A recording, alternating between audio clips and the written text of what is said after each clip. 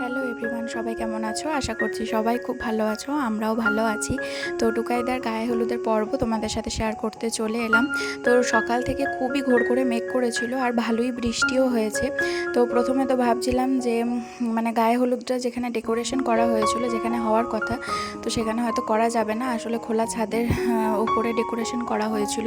তো তারপরে আস্তে আস্তে দেখলাম যে বৃষ্টিটা বেশ ভালোই কমে গেল আর হালকা হালকা রোদও উঠলো, কিন্তু এরকম মানে অসময়ে বৃষ্টি হবে ভাবতেই পারিনি।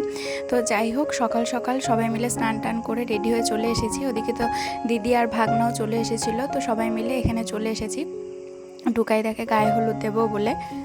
তো আসার পরে যেটা মনে হলো যে আমরাই সব থেকে আর কি লেটে এসেছি, আশেপাশে বাড়ির কাকিমারা সবাই চলে এসেছিলো। আর মানে যে আত্মীয় স্বজন দিদি বা কাকিমারা ছিল সবাই আর কি রেডি হয়ে গেছে হলুদ শাড়ি পরে। তো যাই হোক, একটু লেট হয়ে গেছিলো, কিন্তু তাও তখনও শেষ হয়নি, এইটাই ভাগ্য ভালো, তো নাহলে খুব খারাপ লাগতো।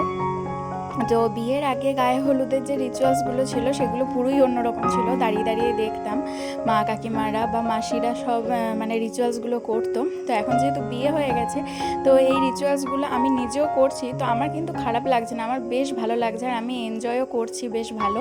তো এই যে দেখো, আমি এখানে একটা মালবেরি শাড়ি পরেছিলাম আর এই ডিজাইনার ব্লাউজটা আমি ফ্লিপকার্ট থেকে কিনেছিলাম।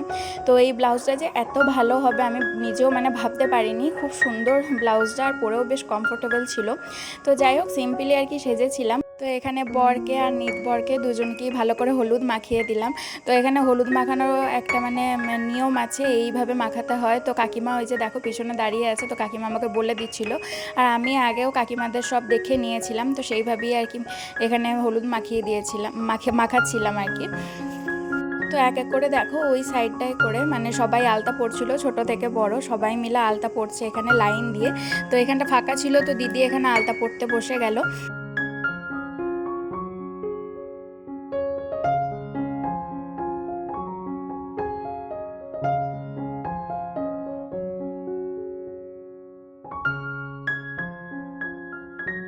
তো ওইদিকে দিদিরও গায়ে হলুদ দেওয়া হয়ে গেল, তারপরে এখানে আমি আলতা পড়তে বসেছি। তো এক এক করে আলতা পরে নিচ্ছি, কারণ এখানে মানে লাইন লেগে গেছে আলতা পরার। তো যাই হোক, তারপরে দেখো এখানে দুজন মিলে একটু ছবি টবি তুললাম আমি আর দিদি মিলে। আর এখানে যে ডালাটা দিয়েছি, আলতা, সিঁদুর, তেল, শ্যাম্পু, হলুদ, তারপরে মিষ্টির প্যাকেট সব দেওয়া ছিল। আর এখানে দেখো এই যে তত্ত্বটা মানে ফাইনাল কমপ্লিট করে সাজানো হয়েছে, তো এত সুন্দর সাজিয়েছিল। আমার বিয়ের সময়তেও এই শাড়ি সাজিয়েছিল, তো খুব সুন্দর সাজিয়েছিল। আর এই টুকাইদার বিয়েতেও অন্যরকম সাজিয়েছে, বেশ ভালো লাগছিল। তো এই দিদির সাথে আগের দিনকার মানে সঙ্গীতের রাতের যে নাচ গান হয়েছিল, তো সেইগুলোরই আলোচনা হচ্ছিল, গল্পগুজব করছিলাম। তো দিদিও একটা ইয়েলো কালারের ফ্যান্সি শাড়ি পরেছে, দিদিকেও বেশ ভালো লাগছিল। তারপরে এখানে তত্ত্ব নিয়ে যাওয়ার সময় এসে গেল, তো এক এক করে তত্ত্বগুলো আর কি লাইন দিয়ে আমরা দাঁড়িয়ে গেছি, এক হাত থেকে আর এক হাতে যাচ্ছে। তো তারপরে একেবারে গাড়িতে উঠছে।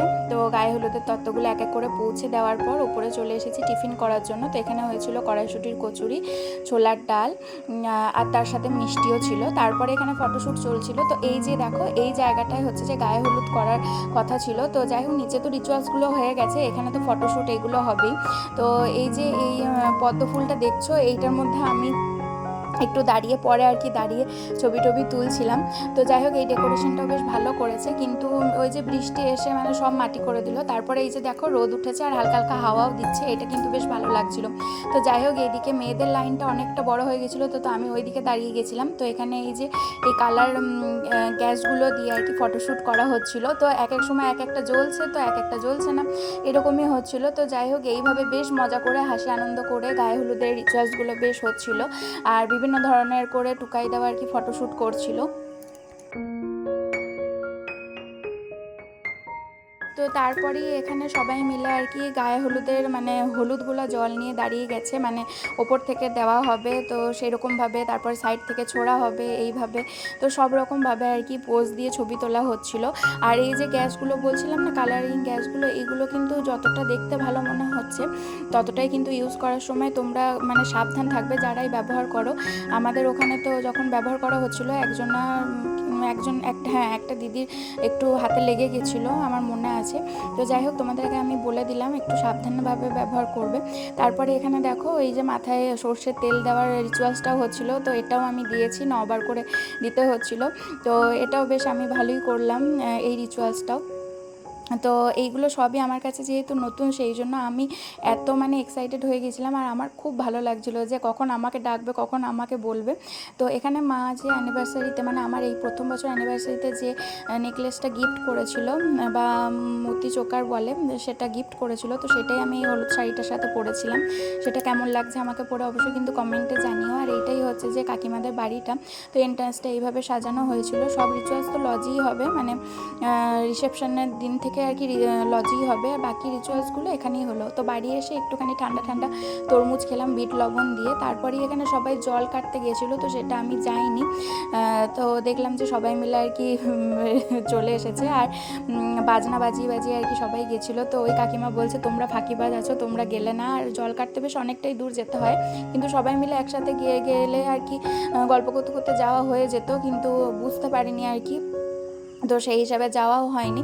তারপর এখানে সবাই বাজনার সাথে নাচ করছিল। আর এই যে দেখো ঠাকুমা, সুদীপকে দেখলি আর কি ঠাকুমার ওষুধের কথা মনে পড়ে। আর ঠাকুমা কিন্তু নাচতে খুব ভীষণ পছন্দ করে।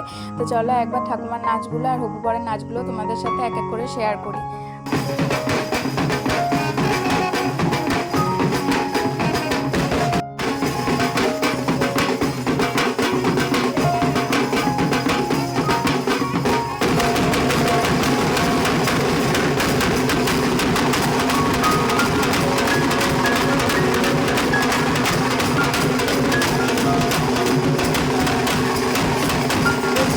বেশ ভালোই নাচানাচি করে নিল। তারপরে দুপুরবেলা খাবার সময় হয়ে গেল। এখানে শাক ভাজা, ঝুড়ি আলু ভাজা, ভাত, ভেজ ডাল, তারপরে মাছের মাথা দিয়ে এক ধরনের ছ্যাঁচড়া, তারপরে আলু পোস্ত সব হয়েছিল, চাটনি, পাঁপড়, মাছ।